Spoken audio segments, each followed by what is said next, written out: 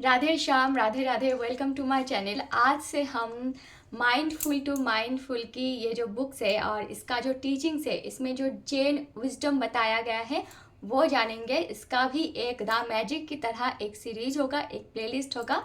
जो लोग आप चाहते हैं ज्वाइन करना, आप जुड़ सकते हैं। फ्री में मैं आपको इसका जो टीचिंग्स है आप कैसे अप्लाई कर सकते हैं वो बताऊंगी। और इस बुक का जो ऑथर है ओम स्वामी जी, इनके विषय में कुछ बताने के लिए तो वैसे मेरे पास शब्द का उतना भंडार नहीं है और मेरा इतना औकात भी नहीं है कि मैं इनके विषय में कुछ बता पाऊँ। इनका जब नाम मैं लेती हूँ मेरे चेहरे पर एक बड़ी सी मुस्कुराहट आ जाती है। मैं हर एक वीडियो में बताती हूँ, बस एक ही लाइन में बताऊँगी कि अगर आपके दिन में कुछ ऐसा हो, आपको लगे कि अच्छा नहीं लग रहा है, ठीक है, आपको डिप्रेशन फील हो, आपको ऐसा लगे कि पूरा दिन में मेरे साथ कुछ अच्छा नहीं हुआ, तब जाके अगर आप स्वामी जी का वाणियों का श्रवण करेंगे तो आपको एक शांति अनुभव होगा। खैर छोड़िए, बानी तो बहुत बड़ी बात हो गई। जब हम अच्छा नहीं लगता हमें, तब हमें कुछ बानियाँ श्रवण करने का भी मन नहीं करता। लेकिन अगर आप YouTube पर जाके उनके चैनल में बस उन्हें देखते रहेंगे, तब भी आपके भीतर एक शांति आपको महसूस होगा, ठीक है। कुछ बुक्स अगर हम खरीदते हैं या फिर कुछ बुक्स के जो वीडियो हम देखते हैं, तो पहला जो सवाल आते हैं कि इस बुक में क्या है, ऐसा क्या है जो हम इस बुक को ही रीड करें, इस बुक का जो टीचिंग्स है उसे ही फॉलो करें। तो इस बुक में बताया गया है कि कैसे आप अपने लाइफ को एफर्टलेस बना सकते हैं। लोग कहते हैं कि सिंपल लिविंग इज बेस्ट। तो ये जो सिंपल लिविंग लोग करते हैं, ये कैसे करना है, हमें सिंपल लिविंग कैसे करना है, इसका जो टीचिंग्स है इस बुक में बताया गया है। हम संसार में रह के हमारा जो दैनंदिन कर्म है उसे कैसे ध्यान में परिवर्तित कर सकते हैं, इस बुक में वो सारी चीज़ है। यानी जैनिज्म में कहा जाता है कि एक वक्त पर एक ही काम कीजिए, ताकि आपका जो कॉन्शियसनेस है उस काम पर चले जाए, है ना, आपका जो सारे कंसंट्रेशन है उस काम में जाए और वो काम आपके लिए ध्यान बन जाए, ठीक है। तो ऐसे ही जो सारे जैनिज्म का टीचिंग्स है इस बुक में वो सारी चीज़ बताया गया है। और देखिए, स्वामी जी पहले स्वामी बनने से पहले एक कॉर्पोरेट वर्ल्ड में थी, तो क्योंकि वो पहले संसार में थी तो हम संसारियों से वो रिलेट कर पाते हैं। ऐसा नहीं कि वैसे तो बचपन से ही भजन साधन करते थे और कुछ कर्म करे बिना ही हम संत बन गए, तो स्वामी जी ऐसा नहीं है। स्वामी जी ने जो असल में त्याग है वो किया है, तो वो संसार और सन्यासी इस दोनों से रिलेट कर पाते हैं। इसीलिए स्वामी जी का जो बोलने का तरीका है, जो समझाने का तरीका है, जो हमें इजीली समझ में आता है ना, क्योंकि वो संसारी से रिलेट कर पाते हैं और इसीलिए उनका जो वाक्य है, जो वाणियाँ है, वो हमें जल्दी से समझ में आती है, ठीक है। फिर आता है ये सवाल कि ये बुक कौन कौन पढ़ सकते हैं या फिर इस बुक का जो टीचिंग्स है वो कौन कौन फॉलो कर सकते हैं।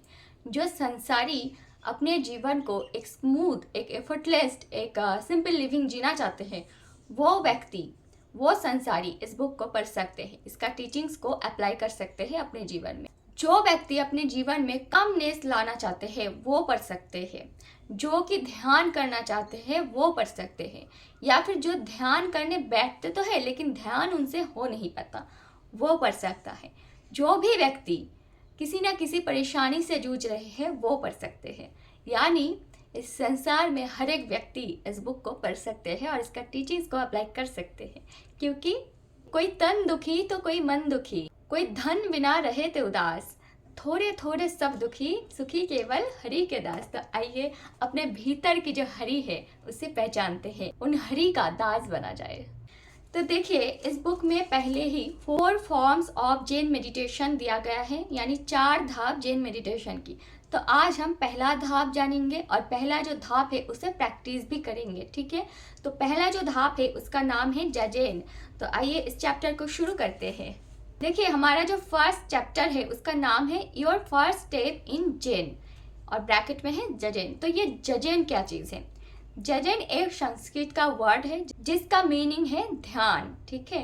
ध्यान और धारणा ये दोनों अलग अलग चीज़ है, यानी कॉन्शियसनेस और कॉन्सेंट्रेशन ये दोनों अलग अलग चीज़ है।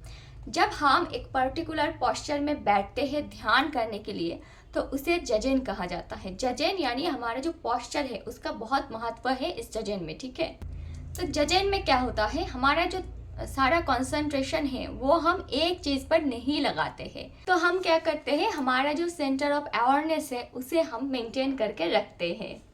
तो जिस पोस्चर का बहुत महत्व है, यानी जिस पोस्चर में बैठ के ही ध्यान किया जाता है और उसे ही जाजन कहते हैं, तो वो पोस्चर कैसे होना चाहिए, कैसे बैठना चाहिए ध्यान करने के लिए। तो पहले तो आपको बैठना है ऐसे, अपना जो शिरदारा है, आपका जो मेरुदंड है उसे सीधा करना है, ऐसे झुक के नहीं बैठना है। और आप जब देखेंगे तो ऐसे सीधा देखना है, ठीक है। और आपका टांग यानी आपका जीवा कैसा होना चाहिए, आपका जीवा आपका जो ऊपर वाले पोर्शन है उसे ऐसे थोड़ा सा हल्का टच करा हुआ होना चाहिए, ठीक है। और आपका दांत जो है वो ऊपर वाले दांत के पोर्शन से और नीचे वाले जो दांत के पोर्शन से उसमें थोड़ा सा भेद होना चाहिए, मतलब थोड़ा सा अंतर होना चाहिए, ऐसा प्रतीत हो कि वो दोनों टच करने ही वाले हैं, ठीक है। और आपका जो लिप्स है वो हल्के से बंद होना चाहिए ऐसे, ठीक है। और आपके चेहरे पर हल्का सा मुस्कुराहट होना चाहिए, ऐसे करके, ऐसे नहीं, ठीक है। हल्का सा मृदु मुस्कुराहट होना चाहिए। और आपका जो आंखें है वो ऐसे पोजीशन में हो कि उसे देखकर लगे कि आप आंखें बंद करने वाले हैं या फिर आंखें खोलने वाले हैं। जैसे कि बुद्धा की जो हर एक फोटोज है, बुद्धा की जो हर एक मूर्ति है, उनमें बुद्धा जैसे बैठे हुए होते हैं, ऐसे मतलब हल्का सा ऐसे लगे देखकर कि आप आंखें या तो खोलने वाले हैं या फिर बंद करने वाले हैं, ठीक है। और आपका जो हाथ है वो एल शेप में होना चाहिए, ऐसे ऐसे, ठीक है, यानी ऐसे। तो ऐसे क्रॉस बनाकर आपको बैठना है। क्रॉस बनाकर क्यों बैठना है, ताकि हमारा जो एनर्जी फ्लो है वो हमसे ना जाए, क्योंकि हम ध्यान करने बैठ रहे हैं और हमारा जो प्राणिक एनर्जी है वो उस समय बढ़ जाएगा। और क्योंकि हम चाहते हैं उस जो एनर्जी है वो हमारे अंदर ही रहे, तो इसीलिए हम एल शेप में अपने हाथों को रखेंगे। कुछ लोग ऐसे मुद्रा बनाते हैं और ऐसे हाथों को रख देते हैं, हमें ऐसा नहीं करना, हमें ऐसे क्रॉस बनाकर यानी एल शेप बनाकर रखना है। और हाँ, सीधा बैठना सबसे ज़रूरी बात है। अगर आप नीचे नहीं बैठ सकते तो ठीक है, आप चेयर पर ही बैठ जाइए, लेकिन आपको ऐसे सीधा ही बैठना होगा। आप सीधा बैठकर ध्यान करेंगे तब उसे हम जजेन कहेंगे। तो हमें सीधा ही क्यों बैठना है, देखिए ऐसे झुककर कौन रहता है, जो जानवर है ना, वो ऐसे झुककर रहते हैं। हम इंसानी केवल ऐसा जीव है जिनका हमें जो मेरुदंड है वो सीधा मिला है, क्योंकि हमारे अंदर उतना प्राणिक एनर्जी, उतना कॉन्शियसनेस है, इसीलिए, ठीक है। हमारा जो एनर्जी फ्लो है वो जानवरों से अच्छा है, ठीक है। तो इसीलिए हमारा जो पोस्चर है वो हमें मेंटेन करना है। तो जजेन में पहले पोस्चर ही इम्पॉर्टेंट है, पोस्चर ही बहुत ज़्यादा मैटर करते हैं कि आप कैसे बैठते हैं, ठीक है। कोई बच्चा अपने प्री स्कूलिंग करते हैं तो उन्हें केवल बैठने के तरीका सिखाया जाता है, बोलने के तरीका सिखाया जाता है, कैसे सोशल इंटरेक्शन होता है, ये सब सिखाया जाता है ना। पहले ही बच्चे को बुक नहीं दिया जाता कि पढ़ो, चलो पढ़ना शुरू करो। तो वैसे ही हम जब मेडिटेशन करेंगे हम बैठने की तरीका पहले सीखेंगे। तो हमने बैठने की तरीका सीख लिया। और हाँ, बहुत सारे ऐसे मेडिटेशन के फॉर्म्स है जिसमें विजुअलाइज किया जाता है, जिसे कोई शब्द पर गौर किया जाता है ना। तो हमें वैसा नहीं करना है, हमें विजुअलाइज या फिर इमेजिनेशन नहीं बनाना है, हमें अपना ध्यान अपने श्वास पर देना है। क्योंकि देखिए, हम जो जीवित हैं वो हमारे श्वास की वजह से है। इस पृथ्वी पर जब हम जन्म लेते हैं तो हमें जीवन का एहसास कैसे मिलता है, हम श्वास लेते हैं, इसीलिए। तो हमारा जो जीवन का कनेक्शन, पहला कनेक्शन है वो हमारा श्वास के साथ है। तो हम क्या करेंगे, हम ब्रीद इन और ब्रीद आउट को एंजॉय करेंगे, ठीक है। हम ऐसे ध्यान के पोजीशन में बैठेंगे और हम धीरे धीरे ब्रीद इन करेंगे, ब्रीद आउट करेंगे, और हम ऐसे सोचेंगे कि मैं श्वास ले रही हूँ, मैं श्वास छोड़ रही हूँ, I am breathing, I am breathe out, ठीक है। ऐसे करके ही आप 5 मिनट तक कर सकते हैं, क्योंकि आज आपका पहला दिन है, ठीक है। आज हम क्वांटिटी पर नहीं क्वालिटी पर विचार करेंगे। अच्छा, जब आप ध्यान करने बैठे, हो सकता है कि आपका जो शिरदारा है वो ऐसे झुक जाए और आपको एहसास नहीं हो सकता है आपका जो मुस्कुराहट है उससे आप सीरियस हो जाए, ऐसे हो जाए, है ना। हो सकता है आपके आंखें एकदम क्लोज हो जाए और आपके भ्रुकुटी ऐसे हो जाए, है ना, आप सीरियस हो जाए। तो आपको जब भी एहसास होगा कि हाँ, मेरा भ्रुकुटी जो है वो ऐसे हो गया है, तो आपको फिर से नॉर्मल कर लेना है, ठीक है। ये जो स्टेप्स है ये पहले पहले जो मेडिटेशन करते हैं उनसे हो जाता है, ठीक है।